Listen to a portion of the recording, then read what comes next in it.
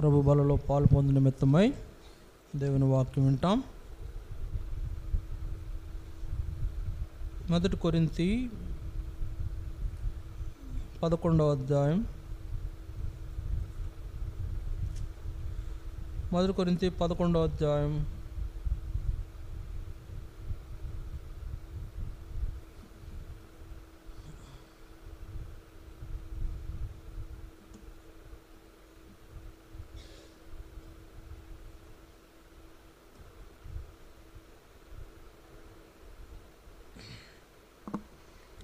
26వ వచనం చదువుతాం. 1 కొరింథీ 11:26.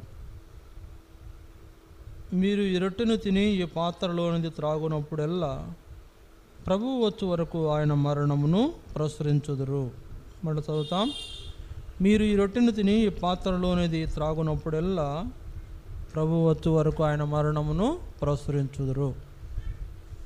మరి దేవుని వాక్యము ద్వారా ప్రభు మనతో మాట్లాడి బలలో పాలు పొందినట్లు మనకందరికీ తగిన రీతిగా సహాయము చేయునుగాక.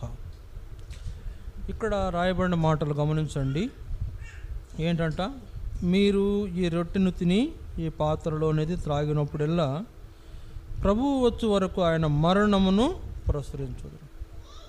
కనుక ప్రభు భోజన పాత్రలో మనం పాలు పొందినప్పుడల్లా మనం ఏం చేయాలి? ఆయన వచ్చు వరకు ఆయనను ఏం చేయాలంట? ప్రకటించాలి. ఆయన వచ్చు వరకు ఆయనను ప్రకటించాలి. ఇది మనం జ్ఞాపకం చేసుకోవలసిన ప్రాముఖ్యమైన విషయం. కానీ ఈ దినాల్లో చాలా మరి డిఫరెంట్గా జరుగుతుంది. ఈ దినాల్లో అలా జరగట్లా. అంటే ఈ రొట్టె తిని ఈ పాత్రలోని మనం పాలు పొందుతున్నాం, కానీ ప్రభువును గురించిన విషయాలు మళ్ళీ ప్రచురం చేసే విషయాలను మనము ప్రచురపరచటలేదు. కనుక నా తలంపు ఏంటంటే, దేవుని యొక్క బలలో పాలు పొందిన వాళ్ళందరికీ ఒక బాధ్యత ఉంది. ఏంటా బాధ్యత? ప్రభు వచ్చే వరకు అంటే రెండవ రాకడ వచ్చే వరకు, ప్రభు కడబోర ఊది ఆయన రాకడ వచ్చి మనం అందరం ఇక్కడి నుండి ఎత్తబడే వరకు మన బాధ్యత ఏంటంటే ఆయన సువార్తను ప్రచురించాలి, ఆయన మరణమును ప్రచురించాలి. ఏంటి ఆయన మరణంలో ఉన్నటువంటి విషయాలంటే ఏం లేదు. లేఖనాలను బట్టి ఆయన చనిపోయెను, లేఖనాలను బట్టి సమాధి చేయబడెను, లేఖనాలను బట్టి 3వ దినమున లేపబడెను. లేఖనములను బట్టి ప్రభు చనిపోయి సమాధి చేయబడి లేపబడుట అనేది ప్రకటన చేయాల్సిన బాధ్యత మన పైన ఉంది. అంటే ప్రభు భోజన పాత్రలో పాలు పొందుతున్నాం, వెళ్ళిపోతున్నాం, కానీ ఇది జరగట్లా. ఏం జరగట్లా? ప్రభు మరణమును గురించి ప్రచురించడం జరగట్లా. 2 చేయొచ్చు ఇక్కడ మనం. ఒకటి, డైరెక్ట్గా లోకంలోకి వెళ్ళి ఆయన మరణాన్ని గురించి, శిలువ మరణాన్ని గురించి ప్రకటన చేయవచ్చు, సువార్త చెప్పవచ్చు. రెండవది ఏంటి? రెండో సంగతి ఏంటి చెప్పండి? ఆయన మందిరంలో చేరి అనేక మంది కొరకు మనం ప్రార్థన చేయవచ్చు. ఆయన మందిరంలో చేరి మనం, ప్రభువా ఇక్కడ ఉన్న ఈ ప్రజలందరినీ రక్షించుకో, ఈ ప్రజల్లోని రక్షణ కార్యం జరిగించి అనేకులు నశించిపోతున్నారు, నీ శిలువ మరణము అనేకులు జ్ఞాపకం చేసుకుని వారు రక్షించబడిన అనుభవంలో వారిని తీసుకురా అని మనం ప్రార్థన చేసేది కూడా ఒక మంచి లక్షణమే. ఒకటి చెప్పాలి, రెండోది ప్రార్థన చేయాలి. ఇప్పుడు మనం చెప్పిన తర్వాత కూడా ఎవరికైనా చెప్పామనుకోండి, దాని నిమిత్తమై కూడా ప్రార్థన చేయాలి. ఈ 2 కలిసి జరిగినప్పుడే పని అవుతుంది. ఆ పనికి సంపూర్ణమైన ఏమవుతుంది? గుర్తింపు వస్తుంది. కాబట్టి ఇక్కడ జరగాల్సినది, ప్రభు భోజన పాత్రలో పాలు పొంది వెళ్ళిపోతున్నాం, కానీ ఆ తర్వాత జరగాల్సింది జరగట్లేదు, ఆ తర్వాత నువ్వు చేయాల్సింది చేయట్లేదు. కనుక అదే మనము ఎదగడానికి, లేకపోతే ఎదగకపోవడానికి కారణం, అదే మనం నష్టపోవడానికి కారణం. చూడండి, ఆదివారం మందిరంకి వచ్చాం, బలలో పాలు పొందాం, తిరిగి మళ్ళీ వెళ్ళిపోయి మళ్ళీ ఆదివారం వస్తున్నాం. మధ్యలో నీ బాధ్యత ఏమీ లేదనుకుంటే చాలా పొరపాటు. ఇక మధ్యలో సంగతి ఏంటంటే, మన సంగతులు చూసుకుంటున్నాం, మన ఇల్లు, మనకు సంబంధించిన పరిస్థితులు చూసుకుంటున్నాం, కానీ ఈ యొక్క బలలో పాలు పొందిన ద్వారా వచ్చిన ఆధిక్యతలను మనం ఉపయోగించి దేవుని కొరకై ప్రయాసపడలేకపోతున్నాం. అలాంటి వాళ్ళు మరి ఈ సందర్భంను బట్టి ఏంటంట మనం జ్ఞాపకం చేసుకోవాల్సింది ఏంటంటే, ఆయన బలలో పాలు పొందిన ద్వారా మనకు వచ్చిన ఆ యొక్క బలలో పాలు పొందుట ద్వారా మనలోనికి వచ్చిన ఆయన శక్తిని మనం దుర్వినియోగము చేస్తున్నాం. ఆయన శక్తి ఏమైపోతుంది? ఇప్పుడు దుర్వినియోగం అయిపోతుంది. ఎప్పుడైతే మనం ప్రభు బలలో పాలు పొందుతామో ఆయన శక్తి మనలోనికి వచ్చేదిగా ఉంది. ఆ యొక్క చిలువ మరణం ద్వారా యేసు ప్రభు మన కొరకు నలగొట్టబడిన దేహం, ఆయన చిందించిన రక్తం ద్వారా వచ్చే ఆ యొక్క కొత్త నిబంధన పాత్రలో మనం పాలు పొందుట ద్వారా వచ్చే మనలోనికి ప్రవేశించే సామర్థ్యాన్ని మనం వినియోగించట్లేదు. బలలో పాలు పొందేయడం అంత ఈజీ ఏం కాదు. బలలో పాలు పొందేలేదు ఉట్టిదే కాదు, ఉరుకునే కాదు. బలలో పాలు పొందడం వల్ల ఆయన శక్తి మనలోనికి వస్తుంది. ఏం వస్తుంది? ఆయన శక్తి మనలోకి రావడం అంటే ఏంటి? ఆయన రక్త శక్తి మనలోనికి వస్తుంది, ఆయన వాక్య శక్తి మనలోనికి వస్తుంది, యేసు ప్రభు యొక్క దైవ శక్తి మనలోనికి వస్తుంది, యేసు ప్రభు యొక్క సామర్థ్యత మనలోనికి వస్తుంది. మనమేం బలపడిపోతున్నాం, వెళ్ళిపోతున్నాం, ఆ పని దేవుని పని జరగట్లా. ఇది మన జీవితంలో మన జీవితం మనకు అప్పగించబడిన బాధ్యతను నెరవేర్చలేని లోపాన్ని చూపిస్తూ ఉంది. ఆదివారం వచ్చాం, బలలో పాలు పొందాం, మళ్ళీ వచ్చి ఆదివారం బలలో పాలు పొంది వెళ్ళిపోతున్నాం. కానీ మధ్య సంగతి ఏంటి? మధ్య 6 దినాల సంగతి ఏంటి? ఈ 6 దినాల్లో నీ బాధ్యత ఏంటి? ఎంతవరకు నీ ఉద్యోగం, నీ వ్యాపారం, నీ చేతి పనులు, నీ ఇల్లు, నీ భర్త, నీ పిల్లలు అనుకుంటే కుదరదు. అంటే అంతా అక్కడే కాదు, అవసరమే. నీ కుటుంబంలో ఉన్నావు కాబట్టి నీ భార్యగా నీ భర్త బాధ్యతలు చూడాలా, మరి భార్యగా అంటే తల్లిగా పిల్లల బాధ్యత కూడా చూడాలా, తర్వాత నీకున్న ఇల్లాలుగా ఏం చేయాలా, ఇంటి పనులన్నీ కూడా చేసుకోవాలా, అన్నీ చేసుకుంటాము. కానీ మిగిలిన సమయం, ఖాళీ సమయం మనం ఏం చేయాలా? ప్రభువు కొరకు కేటాయించాలి. లేకపోతే మనకు చాలా రకాలైన అవకాశాలు ఉన్నాయి. ఎలాగ మనం ఆయన సేవ చేయొచ్చో, లేదా ఎలాగ ఆయన పని జరిగేటట్లు చేయవచ్చు, రకరకాల మార్గాలు ఉన్నాయి. అవన్నీ మనం చేసేవారంగా ఉండాలి. కనుక అదేమంటే నాకు కుదరదు అని అంటాం అనుకోండి, అది మెచ్చుకోదగిందేనా? మంచిదేనా? అంటే మంచిది కాదు. నాకు కుదరదు అని చెప్పే మాట చాలా తప్పు. దేవుని పని చేయడానికి నాకు కుదరదు అంటే తప్పు. లేకపోతే దేవుని యొక్క మందిరము సంబంధించినటువంటి వ్యవహారాల్లో నాకు అది కుదరదండి, నేను దూరంగా ఉంటాను, లేకపోతే నేను ఏదో వేరే పని మీద వెళుతున్నాను, ఇవన్నీ కూడా తప్పు మాటలు. తప్పుగా అంటే దేవుణ్ణి తప్పుగా అర్థం చేసుకుంటున్నాం. కనుక ప్రియులారా, ఆయన వచ్చు వరకు, ప్రభు వచ్చి 2వ రాకడలో కడబోర ఊదే వరకు ఆయన కొరకు మన ప్రయాసం ఎంత ప్రయాసపడాలో అంత ప్రయాసపడకపోతే అది ఆ సామర్థ్యాన్ని మనం దుర్వినియోగం చేస్తున్నట్లే. ఇప్పుడు దేవుని ప్రార్థన చేశామండి, ఏదో కొంచెం ఆరోగ్యం బాగాలేదు, ప్రార్థన చేసాం, ఆరోగ్యం వచ్చింది, ప్రార్థన చేస్తే ఆరోగ్యం వచ్చింది, బలహీనరాలు లేచి నిలబడ్డావు. ఇక నీ బలాన్ని ఏం చేయాలా? ప్రభువా, నువ్వు నీ బలం నాకు ఇచ్చావు, ఇదిగో నా బలాన్ని నీ కొరకై నేను వినియోగిస్తాను అనాలి కదా. కానీ నీ బలాన్ని నువ్వేం చేస్తున్నావు? నీ కొరకు వినియోగించుకుంటున్నావు. నువ్వేదో వేరే వ్యాపకాల కొరకు వినియోగిస్తున్నావు. అది దేవుని శక్తి దుర్వినియోగం అయిపోతూ ఉంది. కనుక నీలోనికి వచ్చిన దేవుని శక్తిని నీ కొరకు, లోకం కొరకు, సాతాను కొరకు, పాపాల కొరకు వినియోగిస్తున్నావు. దేవుని శక్తి నీలోకి వచ్చినప్పుడు దేవుని కొరకు ఆ శక్తిని వినియోగించడానికే దేవుడు నీకు ఇస్తాడని జ్ఞాపకం చేసుకోవాలి, మన కోసం కాదు.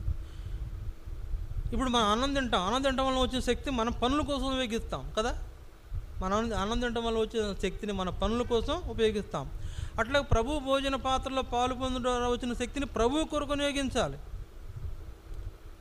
నువ్వు అన్నం తిన్నదేమో నీకే వినియోగించుకో, తప్పులేదు. నువ్వు పనులు చేసుకోవాలి, తప్పులేదు.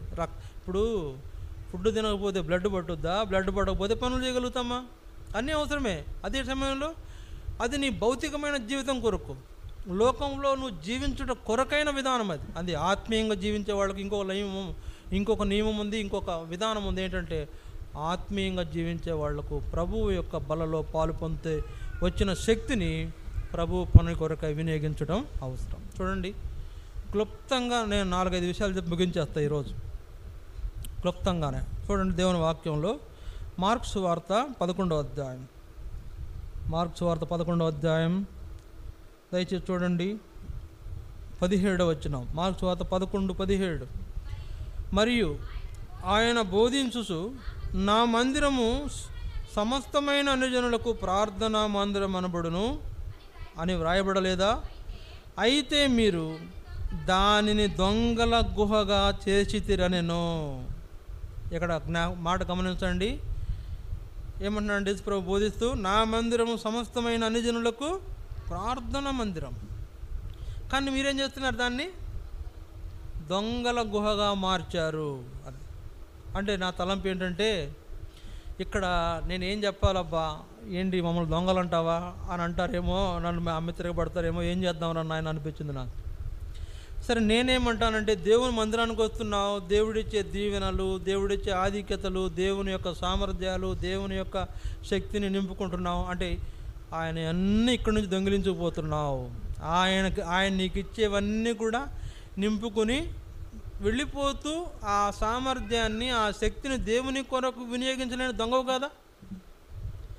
అంటే ఇక్కడ దొంగల గుహ నేను ఎందుకు అక్కడ మాట్లాడదాను, ఎందుకు ఇట్లా చెప్తున్నానంటే, దేవుడు మనకు ఎన్నో అవకాశాలు ఇచ్చాడు, దేవుడు మనకు బ్రతికిచ్చాడు, జీవించమని ఎన్నో దినాలు ఇస్తున్నాడు, మనకు ఆయుష్కాలం పొడిగిస్తున్నాడు, ఆరోగ్యం ఇస్తున్నాడు, ఆయన శక్తిని మనలో నింపుతూ ఉన్నాడు, ఆయన కృప మనలో విస్తారంగా మనకు సమృద్ధిగా ఆయన కృపను అనుగ్రహిస్తున్నాడు. మనం అనుకుంటాం మన బలం అనుకుంటాం, మన బలం కాదండి, దేవుడు మనకి ఇచ్చాడు. ఈరోజు మన కళ్ళు తెరిచామంటే దేవుడు మనకు ఇచ్చిన జీవితమే. ఈరోజు మన గుండె లబ్ డబ్బని కొట్టుకుంటుందంటే దేవుడు చెప్పాడంట, కొట్టుకో, ఆగొద్దు, కొట్టుకో అని చెప్పాడంట, అందుకే కొట్టుకుంటుంది నీ గుండె. చూడండి, దయచేసి పిల్లలుంటే బయట దిక్కెళ్ళిపోండి. నేనేమనుకోను, పిల్లలుంటే బయట దిక్కెళ్ళిపోండి, డోంట్ డిస్టర్బ్. కాబట్టి దేవుడు నీ గుండెను కొట్టుకో అంటే కొట్టుకుంటుందంట. ఇది గమనించారు ఎప్పుడన్నా? దేవుడు నీ గుండెను కొట్టుకో అంటే కొట్టుకుంటుంది, ఆగిపోమంటే అదిగో ఫలానా ఒక ఆయనది గుండె, నువ్వు ఆ గుండె ఆగిపో అన్నాడు అనుకోండి దేవుడు, ఏంటి సంగతి, ఏమైద్ది చెప్పండి? ఆగిపో అంటే ఆగిపోతుంది. ఇంకేంటి సంగతి? ఇక మనం ఏం చేయాలి? ఆయనకి పెట్టి రెడీ చేయాలి. మరి చూడండి, అందుకు నేను ఏం చెప్తున్నానంటే, దేవుడిచ్చిన ఆయుష్కాలం, దేవుడిచ్చిన ఆరోగ్యం, దేవుడిచ్చినటువంటి మన యొక్క జీవితం దేవుని కొరకైన అయిందిగా ఉండాలి, కానీ మన కొరకైందిగా ఉండకూడదు.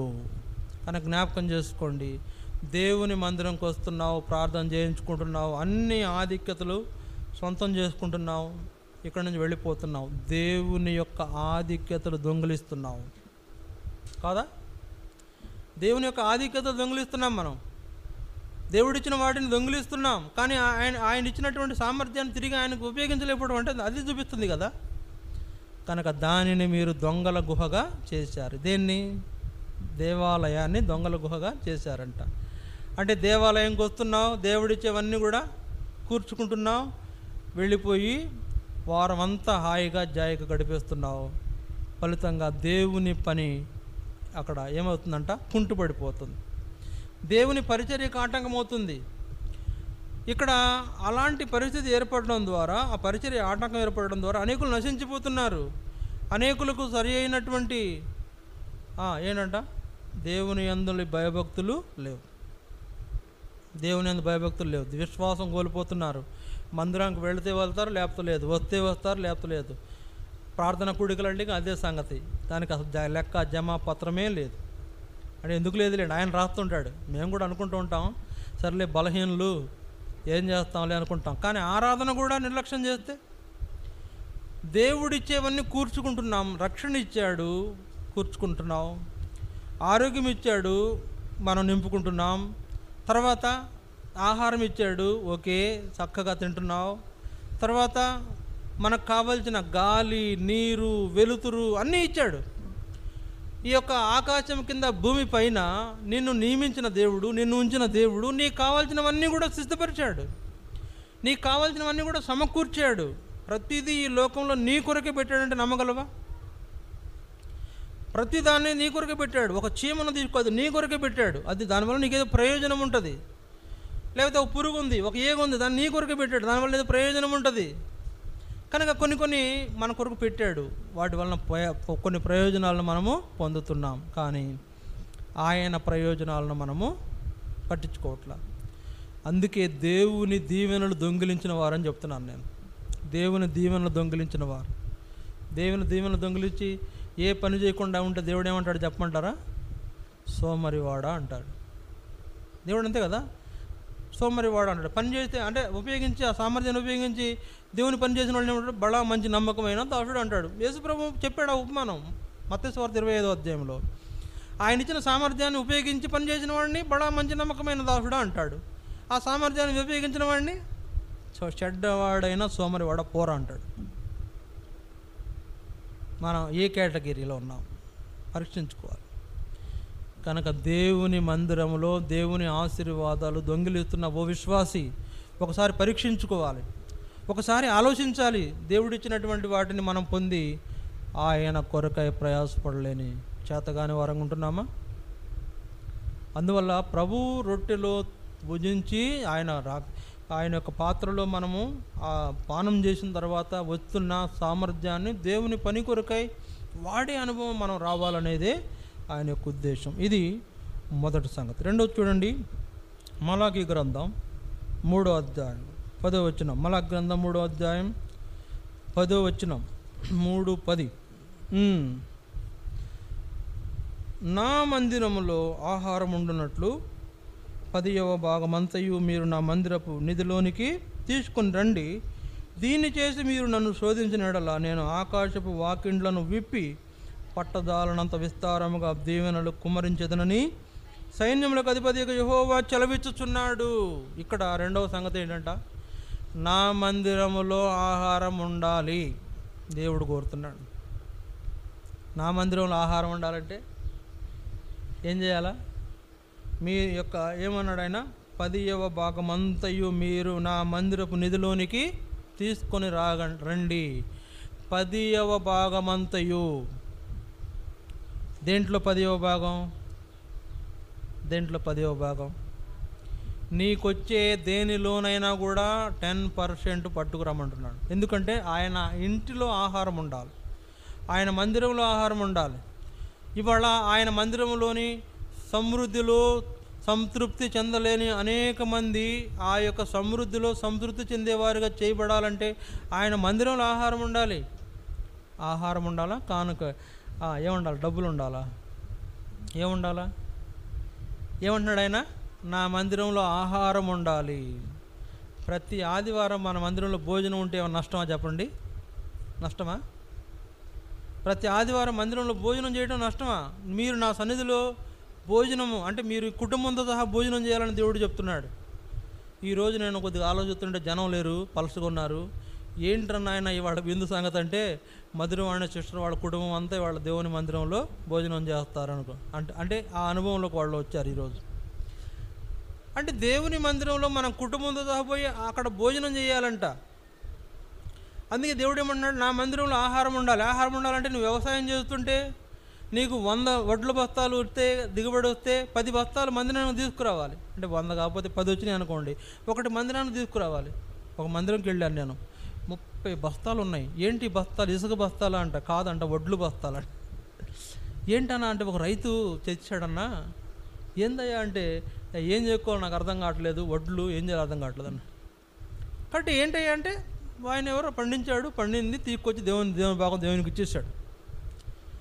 అయ్యా ఎందుకులే వద్దులే అన్నాడంట. లేదు అమ్మ నేను లెక్క తప్పినట్టు వద్దని అక్కడ పెట్టి వెళ్ళిపోయినాడంట.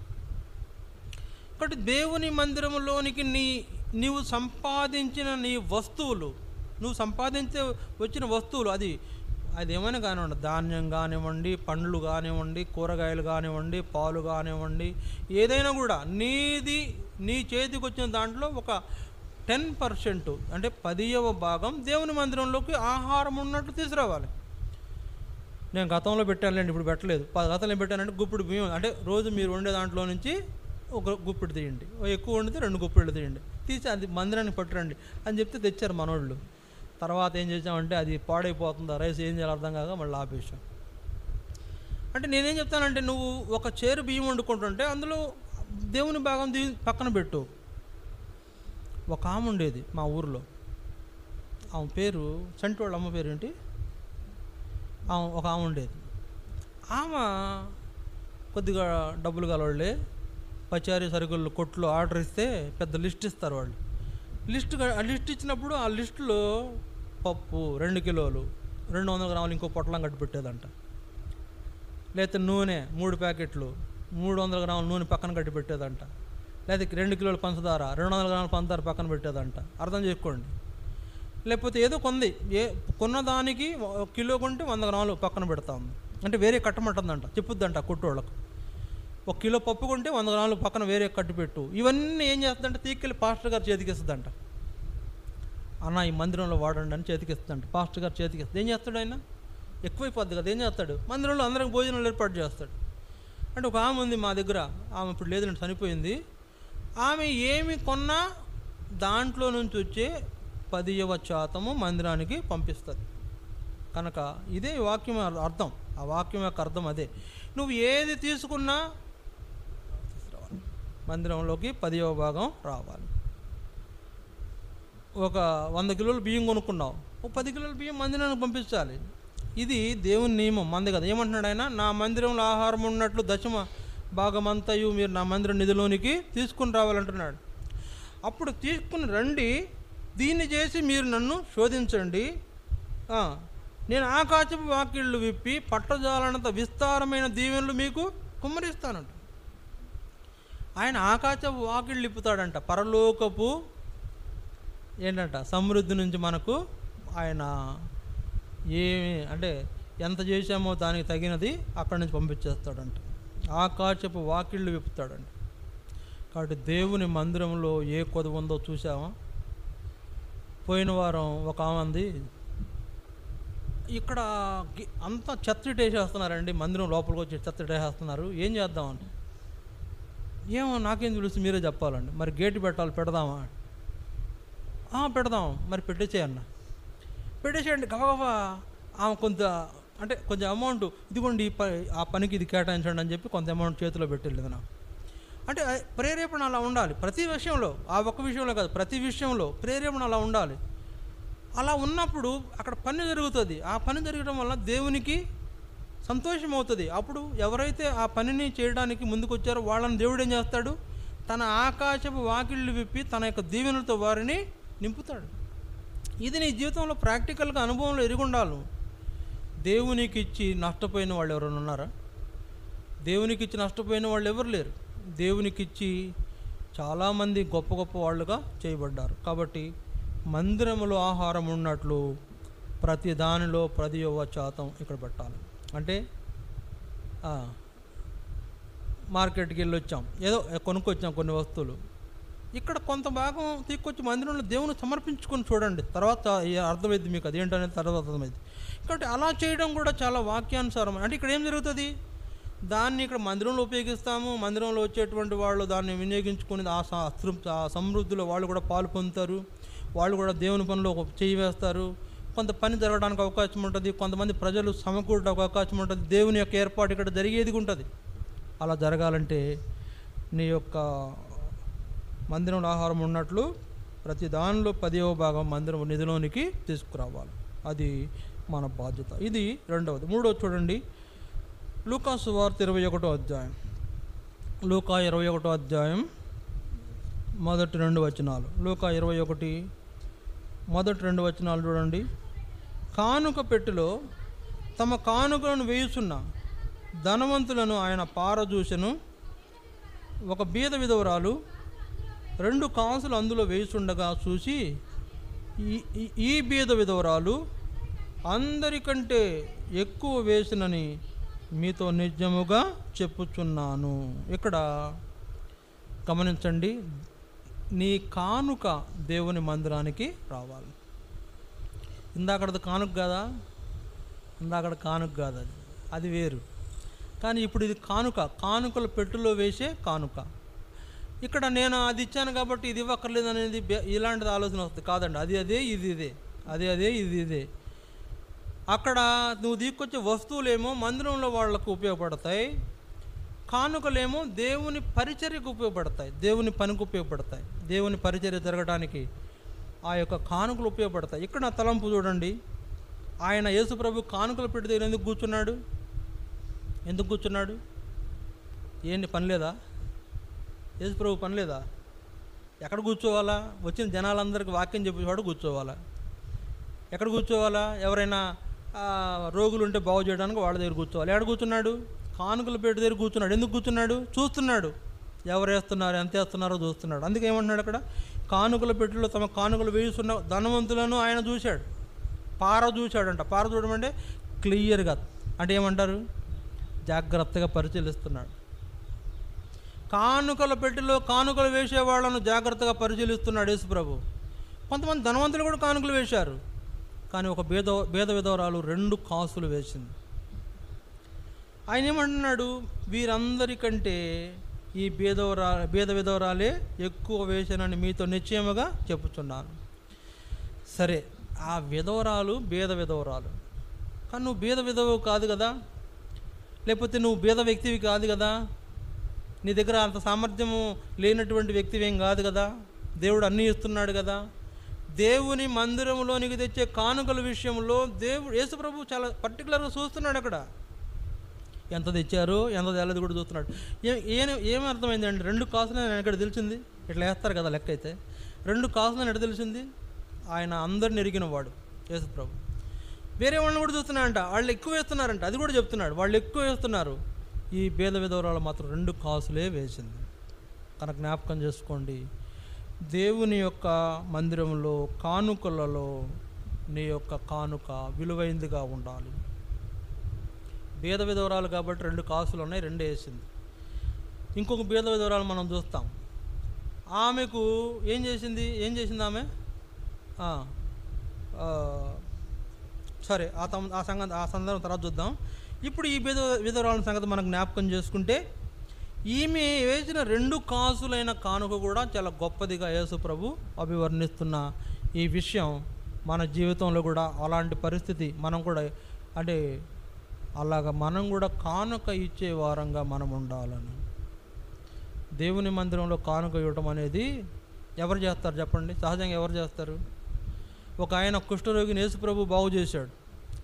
బాగు చేసిన తర్వాత ఏమన్నాడు? నేను కూడా నీ వెంబడి వస్తానంటే, లేదు, నువ్వు వెళ్ళి దేవాలయానికి వెళ్ళి అక్కడ యాజకుని కనుపరుచుకో, మోషే నియమించిన కానుకను సమర్పించుకో అని చెప్పాడు. నువ్వు దేవాలయానికి వెళ్ళి యాజకుడిని కనపరుచుకొని అక్కడ మోషే నియమించిన కానుకను, ఒక నియమం ఉంది, ఆ కానుక ఎంత అనేది నేను మరి ఇప్పుడు నేను చెప్పలేను, కానీ ఒక కానుక ఉంది. ఆ కానుకను యాజకునికి సమర్పించుకోవాలంటే దేవాలయంలో సమర్పించుకోవాలి. కనుక కానుక మనము వేస్తున్నాము. నువ్విచ్చే కానుక చిన్నదో పెద్దదో అది నిన్ను మెచ్చుకునేటువంటిదిగా ఉందా లేదా అనేది చూడాలి. మా ఊరిలో పాస్టర్ గారు ఉన్నాడు, పబ్లిక్గా మైక్లు అనౌన్స్ చేశాడు. పబ్లిక్గా అంటే అందరికి వినబడి, ఊరంతా వినబడ్డాడు, మీరు కానుకల పెట్టెలో వేసేటప్పుడు సౌండ్ రాకూడదన్నాడు. కానుకల పెట్టెలో కానుక వేసేటప్పుడు అంట కొంతమంది కాయన చేస్తుంటారు కదా, అవి టక్కమని సౌండ్ వస్తున్నాయంట. ఆయన ఎప్పుడు అట్లా చేయబాకండి, అది మంచిది కాదు అన్నాడు. అంటే మీరు వేసిన కానుక ఎంత వేసారనేది కూడా ఎవరికి అర్థం కావట్లుగా మీ కానుక ఉండాలి. అంటే ఆయన ఇంకోటి చెప్పాడు, 50కి తక్కువ కానుక వేసారంటే అది మీకు మంచిది కాదని చెప్పేశాడు పబ్లిక్గానే. నేను అట్లా చెప్పనులేండి, అది మీ ప్రేరేపణ ఎంత ఉందో అట్లా చేయాలి, అది వేరే సంగతి. కానీ ఎందుకు చెప్తున్నానంటే నిజమే, ఆయన చెప్పింది కొద్దిగా బిడియం లేకుండా ఎవరికి భయపడకుండా చెప్పేశాడు, ఓపెన్గా చెప్పేశాడు. కానీ నీ కానుక కొద్దిగా విలువైంది కనపడాలి, అక్కడ ఉపయోగపడాలి. నీ కానుక ద్వారా కొన్ని పనులు జరగాలి, అది నీకు దీవెనగా మార్చబడాలి, అది నీవు ఆ దీవెనను అనుభవించాలి. అదే కదా దేవుని ఉద్దేశం. కనుక ఆ భేద విధవరాలు దీవించబడి వెళ్ళిందండి. ఆ 2 కాసులు వేసిన భేద విధవరాలు దీవించబడి వెళ్ళింది. ఎందుకు? యేసుప్రభు మెచ్చుకున్నాడు ఆమెను. ఈమె ఎక్కువ వేసింది. ఎందుకు? వాళ్ళకు కలిగిన దాంట్లో లెక్క చూసుకొని వేశారు. ఈమె తన జీవనమంతా వేసేసిందంట. అక్కడ రాశారు, అక్కడ 2వ వచనంలో. వాళ్ళేమో వాళ్ళకి కలిగిన దాంట్లో నుంచి కానుకలు వేశారు. ఇప్పుడు ఈమెం చేసింది? తన జీవనమంతా వేసేసింది. లేదు, అన్నం వండుకోవడానికి సంపాదించుకున్న 2 కానుకలు కూడా వేసేసింది దేవుని మందిరానికి. ఎందుకు? దేవుని మందిరంలో సమృద్ధి ఉండాలి, దేవుని మందిరంలో దేవుని పని జరగాలి, నాకన్నా దేవుడే సహాయం చేస్తాడనే ఆమె యొక్క విశ్వాసం ఆమెను యేసుప్రభు మెచ్చుకోవడానికి కారణం. దేవుని మందిరంలో కానుకలు ఇచ్చే విషయంలో చాలా ఆలోచించి జాగ్రత్తగా చేయాలి. కనుక ఇది కూడా మన జీవితంలో జరగాలి. అప్పుడు ఎక్కడ ఏమవుద్దంటే దేవుని పని జరుగుతుంది. ఆ కానుకల వలన దేవుని పని జరిగి నీవు కూడా దీవించబడే అనుభవంలోకి వస్తాం కనుక బలలో పాలు పొందేవాళ్ళు మొదటిదిగా ఏం చేయాలా? దేవుని మందిరంలో వచ్చిన సామర్థ్యం దేవుని కొరకు వివేకించాలి. రెండవదిగా ఏం చేయాలా? దేవుని మందిరంలో ఆహారం ఉన్నట్లు 10వ భాగం అంతా తేవాలి. మూడవదిగా ఏం చేయాలా? దేవుని మందిరంలో పనులు జరగడానికి కానుకలు తీసుకురావాలి. నాలుగోది చూడండి, దేవుని వాక్యం 4వది అపోస్తుల కార్యములు. అపోస్తుల కార్యములు 2వ అధ్యాయం 46వ వచనం. అపోస్తుల కార్యములు 2వ అధ్యాయం 46వ వచనం చూడండి, త్వరగా ముగిద్దాం. అపోస్తులు 2:46 మరియు వారేక మనస్కులై ప్రతి దినము దేవాలయంలో తప్పక కూడుకొనుచు ఇంటింట రొట్టె విరుచుచు దేవుణ్ణి స్తుతించుచు ప్రజలందరి వలన దయ పొందిన వారు. ఇక్కడ జ్ఞాపకం చేయబడుతున్న రెండో సంగతి ఏంటి చెప్పండి? మూడో సంగతి ఏంటి? 4వ సంగతి ఏంటి? ఏమర్థమైంది మీకు? మళ్ళీ చదువుదామా? 46వ వచనం అపోస్తుల కార్యం 2:46 మరియు వారేక మనస్కులై ప్రతి దినము దేవాలయంలో తప్పక కూడుకొనుచు ఇంటింట రొట్టె విరుచుచు దేవుడిని స్తుతించుచు ప్రజలందరి వలన దయ పొందిన వారైరి. ఇక్కడ ఏం జ్ఞాపకం చేయబడుతుంది మనకు? దేవాలయములో ప్రతి దినము తప్పక కూడుకొనుట. అర్థమవుతుందా? దేవాలయంలో ప్రతి దినము తప్పక కూడుకొనుట. ఆదివారం ఆరాధనకు వచ్చావు, బల్ల తీసుకుంటున్నావు, ఆ శక్తితో నింపుకొని వెళ్ళిపోతున్నావు, మళ్ళీ ఆదివారం దాకా కనబడట్లేదు అంటే వీళ్ళేం చేస్తున్నారు? తప్పక ప్రతిదినం దేవాలయంలో కూడుకుంటున్నారు. ఏం చేస్తున్నారు? ప్రార్థన చేస్తున్నారు, ఆరాధన చేస్తున్నారు, బల్ల కూడా తీసుకుంటున్నారు. తర్వాత ఇంకేం జరుగుతుంది? అక్కడ సహవాసం చేస్తున్నారు, ఫెలోషిప్. నీ అక్కర వాళ్ళ అక్కర తెలుసుకొని, నీ అక్కర వాళ్ళ చెప్పుకొని, ప్రార్థన చేసుకొని, సాధకాలు బాధకాలు వివరించుకొని దేవుని ద్వారా దీవించబడి దేవుని ద్వారా మేలు పొందే స్థలం మందిరమే కదా. మందిరంలో తప్పక కూడుకునే ధన్యత, దేవుడు మనకిచ్చిన ధన్యతను మనము పాటించేవారికి ఉండాలి. హెబ్రీ 10:24-25 వ్రాయబడిన మాట ఏంటంటే, ఆ దినము సమీపించడం మీరు చూసిన కొలది. ఏ దినం? ప్రభు రాకడ దినం. ప్రభు రాబోతున్నాడు. ఆ దినం సమీపించడం మీరు చూసిన కొలది మరి ఎక్కువగా ఏం చేయాలా? సమాజముగా కూడుట మానక తప్పక కూడుకోవాలి. ఎక్కువగా కూడుకోవాలన్నాడు. ఎక్కడ? హెబ్రీలో ఎక్కువగా కూడుకోవాలి, తప్పక కూడుకోవాలి. కొందరు మానుకుంటున్నారు, నువ్వు మానుకోవద్దు. దేవాలయంలో కూడుకోవటాన్ని నిర్లక్ష్యం చేస్తున్నావు, దేవాలయంలో ప్రార్థన నిర్లక్ష్యం చేస్తున్నావు. నేను ఎక్కడైనా చేసుకుంటాను, అది ఆ ప్రార్థన వేరు, ఈ ప్రార్థన వేరు. ఆ ప్రార్థన వేరు, ఈ ప్రార్థన వేరు. వీధిలో ఎక్కడ నిలబడి ప్రార్థన చేయొచ్చు, ఎవరు కదన్నారు, చేసుకోవచ్చు. ఆ ప్రార్థన వేరు, ఈ ప్రార్థన వేరు. అది నీ వ్యక్తిగత ప్రార్థన, అది నీ సమాజంలో అందరూ చూడాలని చేసే ప్రార్థన. ఇది మందిరంలో ప్రార్థన, సంఘ ప్రార్థన. మందిరంలో ప్రార్థన అంటే సంఘ ప్రార్థన సమస్యలను పరిష్కారం చేసే ప్రార్థన. నువ్వు ఒక ఇంట్లో చేసుకునేది నీ కుటుంబ ప్రార్థన, వీధుల్లో చేసేది నువ్వు షో కనపరుచుకునే ప్రార్థన. ఇక్కడ చేసేది సంఘ ప్రార్థన సమస్యలను పరిష్కారం చేసే ప్రార్థన. కనుక తప్పక కూడుకోవలసిన విషయాన్ని మర్చిపోతున్నాం. ప్రార్థన ఎందుకు కూడుకుంటాం చెప్పండి? కబుర్లు చెప్పుకోడాక కాదు కదా. ఏం చేస్తాం? ప్రార్థన చేస్తాం. ఏం ప్రార్థన చేస్తాం? ప్రభువా నన్ను దీవించు, అంతే కదా మనం చేసే ప్రార్థన. ప్రభువా నాతో పాటు వాళ్ళని కూడా దీవించు, ప్రభువా నా కుటుంబాన్ని దీవించు, ప్రభువా వాళ్ళ కుటుంబాన్ని కూడా దీవించు. నీకు మేలు కలుగు చేయకుంటున్నావు, ఇతరుల మేలు కోసం కూడా ఆ యొక్క కూడుకుని ప్రార్థన చేసే తప్పక కూడుకోవలసిన సమయాన్ని నువ్వు కూడుకోవటం లేదు. కానీ ఇక్కడ ఏమంటున్నాడు? అపోస్తుల కార్యం 2:46 మరియు వారేక మనస్కులై ప్రతి దినము దేవాలయంలో తప్పక కూడుకుంటున్నారు. ఆదివారం వస్తే మళ్ళీ ఆదివారమేనా? మధ్యలో సంగతి ఏంటి? అసలు నువ్వు ఎక్కడ తిరుగుతున్నావో, ఎటు పోయావో, ఏం మాట్లాడావు, ఏం తిన్నావో? పోయిన వారం అంతా, గత 10 రోజుల క్రితం అంతా కూడా ఏంటి? అన్ని వంటరాళ్ళు అవి పెట్టారు. తిన్నారా? ఇలాంటి చేస్తూ ఉంటాం మనం తెలియకుండా, అజ్ఞానంగా. కనుక అలాంటిది జరగకుండా ఏం చేయాలంటే దేవాలయం అనుభవంలో తప్పనిసరిగా కూడుకోవాలి. దేవాలయంలో తప్పనిసరిగా కూడుకోలేకపోతున్నాం. దేవుని పని ఏం జరుగుద్ది చెప్పండి? ఏం జరుగుద్ది? ప్రతిరోజు ఇక్కడ మోకరించి ప్రార్థన చేస్తుంటే దేవుడు కొన్ని కార్యాలు చేయడం ప్రారంభిస్తాడు. ప్రయత్నం అంటే మన ప్రార్థన లేకుండా ఆయన కూడా ఏం చేయలేడు కదా.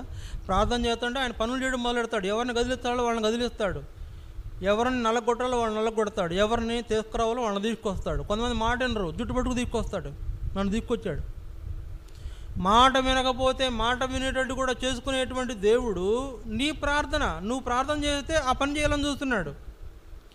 కనుక తప్పక కూడుకోవటంలో నువ్వు నిర్లక్ష్యం చేస్తున్నావు. మొదటిది ఏం చూసాం? దేవుని ఆశీర్వాదాలన్నీ తీసుకుపోతున్నావు, వాటిని దేవుని కొరకు ఉపయోగించట్లా. రెండోది ఏం చూసాం? దేవుని యొక్క మందిరంలో లేకపోతే ఆయన మందిరంలో ఆహారం ఉండుట కొరకై ఆయన భాగం ఆయన తీసుకురాలేకపోతున్నాం. మూడోది ఏం చేస్తున్నాం? దేవునికి మన విలువైన కానుకలను ఇవ్వలేకపోతున్నాం. నాలుగోది ఏం చేస్తున్నాం?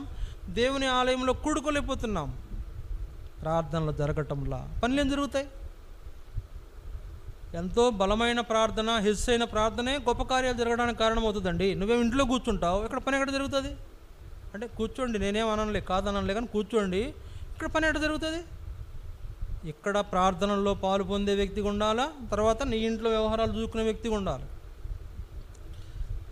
ఇంట్లో ఖాళీకి కూర్చొని మనము దేవుని యొక్క కార్యాలు నిర్లక్ష్యం చేస్తే మనకే నష్టం. అలా జరగకూడదని దేవుడు ఏమంటున్నాడు? తప్పక దేవాలయంలో ప్రతిదినము కూడుకొని ప్రార్థన చేయాలి.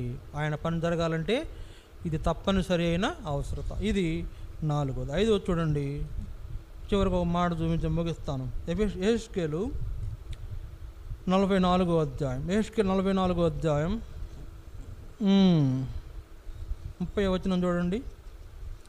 యెహెజ్కేలు 44:30. మీ ప్రతిష్ఠిత అర్పణములన్నిటిలోనూ తొలిసూలు వాటన్నిటిలోనూ మొదటివియు ప్రథమ ఫలములన్నిటిలోనూ మొదటివియు యాజకుల వగును. మీ కుటుంబములకు ఆశీర్వాదం కలుగునట్లు మీరు ముందుగా పిసికిన పిండి ముద్దను యాజకులకు ఇవ్వలేను. పిండం పెడుతున్నారు ఈ దినాల్లో. పిండాలు కదా పెట్టాల్సింది, మొదటి ముద్ద యాజకులకు ఇవ్వాలి. సరే, కాబట్టి ఏమన్నాడంటే మీ ప్రతిష్ఠిత అర్పణములన్నిటిలో తొలిసూలు వాటన్నిటిలో మొదటివియు ప్రథమ ఫలమైన వాటిలో మొదటివియు యాజకులవి. అవి ఏం చేయాలా? మీ కుటుంబంలో ఆశీర్వాదం కలగాలంటే మీరు ముందుగా పిసికిన పిండి ముద్దను యాజకులకు ఇవ్వాలి. మీరు ముందుగా పిసికిన పిండి ముద్దను యాజకులకు ఇవ్వాలి. అంటే వాళ్ళు రొట్టెలు చేసుకుంటారు కాబట్టి పిండి పిసుకుతారు. మనమేమి చూస్తాం? అన్నం వండుతాం కదా. నీ యాజకుడు లేకపోతే మీ సేవకుడు భోజనం చేస్తున్నాడో లేదు చూసారా? మీ సేవకుడు జరుగుబాటు అవుతుందో లేదు చూసారా? మీ సేవకుడు మీ కొరకు ఎంతో ప్రయాసపడుతున్నాడు. ఆయన యోగక్షేమాలు ఆలోచించారా? వాళ్ళ ఇంట్లో ఏమున్నాయో, వాళ్ళకి ఏం అవసరం ఉందో, వాళ్ళు ఎంత కొద్దు కలిగి ఉన్నారో ఒకవేళ కొంతమంది చెప్పుకుంటారులేండి. ఏం చెప్పేసుకొని మాకు అది లేదు పట్టండి అంటే అది వేరే సంగతి. మేము చెప్పుకోం, మాకు అలాంటి చెప్పే అలవాటు లేదు. ప్రార్థన చేయకుండా ప్రభువా ఎవరిని ఏ కాకులు పంపిస్తావో చూసుకో అని ప్రార్థన చేస్తాం. దేవుడు చూస్తాడు. ఎందుకు చెప్తున్నానంటే నాకేదో కొరతమైంది కాదు, మీకు మేలు కలగాలని చెప్తున్నా. అందుకే ఫిలిప్పీ పత్రికలో పౌలు ఒక మాట వాడాడు చూడండి. ఫిలిప్పీ 4వ అధ్యాయం 19వ వచనం చూడండి. ఫిలిప్పీ 4వ అధ్యాయం 16వ వచనం, లేకపోతే అంతే 17వ వచనం. నేను ఈవిని అపేక్షించి ఇలాగ చెప్పుట లేదు కానీ మీ లెక్కకు విస్తార ఫలం రావాలని అపేక్షించి చెప్పుచున్నాను. 18. నాకు సమస్తమును సమృద్ధిగా కలిగి ఉన్నది. మీరు పంపిన వస్తువులు ఎపఫ్రోదితు వలన పుచ్చుకొని ఏమీ తక్కువ లేక ఉన్నాను. అవి మనోహరమైన సువాసన దేవునికి ప్రీతికరమును ఇష్టమునైన యాగమునై ఉన్నవి. అంటే ఇక్కడ ఏమంటున్నాడంటే పౌలు గారు, నేను ఈవిని అపేక్షించేలా చెప్పట్లేదు, మీ లెక్కకు విస్తారమైన ఫలాలు మీరు పొందాలని చెప్తున్నాను అంటున్నాడు. మాకేం తక్కువ లేదండి దేవుని దయ వల్ల, పర్వాలే, ఉన్నంతలో మీకంటే సౌకర్యంగానే ఉంటామేమో అనుకుంటాను నేను. కానీ మీ యొక్క మొదటి ముద్ద యాజకునికి ఇవ్వడం అలవాటు చేసుకోవాలి. దేవుడు చెప్తున్నాడు, మీరు పిసికే ప్రతి పిండి ముద్దలో మొదటి ముద్ద యాజకునిది, అది యాజకునికి ఇవ్వాలి. యాజకులకు రావాల్సింది కూడా నువ్వే భోంచేస్తూ ఇంకా అధికమైన బలం పొందుతున్నావు. కానీ అక్కడ దేవుని పని జరగట్లా. ఎప్పుడు యాజకులు భోంచేస్తారండి, భోజన బలం చేత ఏం చేస్తారు? పని చేస్తారు, దేవుని పని చేస్తారు, మీ కొరకు ప్రార్థనలు చేస్తారు, లేకపోతే కొంతమందిని దేవుని మందిరం నడిపించడానికి సువార్త ప్రకటిస్తారు, కొంత భారమో కష్టమో ఏదో ఒకటి దేవుని పని చేయడానికి వాళ్ళు ఏం చేస్తారు, సర్వశక్తులు వడ్డుతారు. ఆ సర్వశక్తులు వడ్డేటువంటి యాజకునికి ఒక ముద్ద పెడితే నష్టమా? మాకు మేము అట్టంటి వాళ్ళం కాదులేండి. అంటే ఏమంటారు, పౌలు చెప్పినట్లుగా ఇవిని అపేక్షించి చెప్పడం కాదు. మీకు దీవెన కలగాలంటే అది జరగాలి, మీ కుటుంబాలు దీవించబడాలంటే అది జరగాలి. ఇవాళ ఎన్ని కుటుంబాల్లో ఎన్ని ఇబ్బందులు ఉంటున్నాయో కదా, ఆ ఇబ్బందులు కలగకుండా ఉండాలంటే యాజకులను మీరేం చేయాలా, జ్ఞాపకంలో ఉంచుకోవాలి. మీకు తెలిసిందే, నేనే ఫోన్ చేస్తుంటా, ఎట్లున్నారు, బాగున్నారా, భోజనం చేశారా, చేశానా లేదా, చేశానంట ఒక ఆయన చెప్పాడు, సాక్ష్యం ఉన్నాడు కాబట్టి పర్లా. నేను అడుగుతుంటా, మీ యోగక్షేమాలు పట్టించుకుంటా. మీరు ఎప్పుడైనా ఎలా ఉన్నారు, పరిస్థితులు ఎట్లా ఉన్నాయి, మీరు ఎలా ఉంటున్నారు అని అడిగారా? దేవుని సేవకులు ఈ రోజుల్లో దేవుని సేవకులు దొరకట్లేదండి. దేవుని సేవకులు చాలా కొదువుగా ఉన్నారు. దేవుని సేవకులు కొదువైపోయింది, ఇప్పుడు కొదువు ఎక్కువ ఉంది. అందువలన ఉన్న దేవుని సేవకులను కాపాడుకోవడానికి ప్రయత్నం చేయండి. కరోనా టైంలో చాలామంది సేవకులు కరోనా చనిపోయారు. అందువల్ల సేవకులు కొరత ఏర్పడిపోయింది. సంఘాల్లో అనేక సంఘాల్లో సేవకులు లేరు. మీకు ఒక సేవకుడు ఉన్నాడంటే ఆ సేవకుడిని ఏం చేయాలి, మీరు ఏం చేయాలా, జాగ్రత్తగా చూసుకోవాలి. ఇక్కడ సేవకుడు ఉన్నాడు కాబట్టి జాగ్రత్త చూసుకోవాలి. ఈ సేవకుడు పోతే మళ్ళీ సేవకుడు వస్తాడో లేదో చెప్పలేము. ఇంకొకటి ఎవడో వస్తాడు, దొంగ దోక్కునేవాడు వస్తాడు, నువ్వు దోపిడికి గురైపోతావు. అది వద్దు. నీ కొరకు ప్రయాసపడి నిన్ను దేవుని దగ్గర కూపించి నీకు దేవుని దీవెనలు తీసుకొచ్చే వ్యక్తిని కోరుకోవాలి.